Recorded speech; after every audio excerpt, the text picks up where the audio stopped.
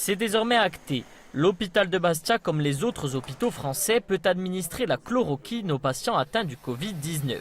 Promu par certains comme un médicament miracle, sa prescription définie par décret s'adresse uniquement aux cas graves. À Bastia, son utilisation sera faite au cas par cas, selon un protocole bien précis.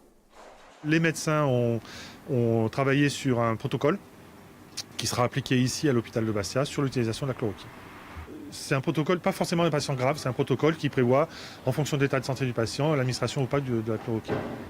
En Corse, 700 patients sont atteints d'une pathologie qui nécessite la prise de ce médicament à base de chloroquine. Jusqu'à aujourd'hui, seuls les patients avec un traitement longue durée pouvaient se le procurer. Dorénavant, les pharmacies pourront le délivrer à d'autres personnes, mais uniquement celles avec une ordonnance d'un médecin spécialiste. Dans cette officine bastiaise, le médicament est tout simplement en rupture de stock. Il y a beaucoup d'engouement autour de cette molécule, les gens nous le demandent souvent. Malgré tout ça, on ne peut pas le donner sans ordonnance à tous les patients qui viennent. Moi, je pense qu'il vaut mieux attendre l'avis d'un médecin.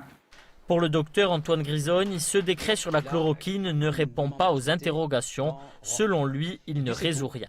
Ce que je sais, quel que soit le traitement, il est pratiquement inutile de le donner à l'hôpital lorsque les patients sont dans des états déjà évolués. Donc à partir de là, ce décret ne permet absolument pas la mise en œuvre de ces études. Dans une lettre ouverte adressée au ministre de la Santé, l'université et les ordres des médecins et des pharmaciens de Corse demandent solennellement que tous les patients testés positifs au Covid-19 puissent accéder à ce traitement.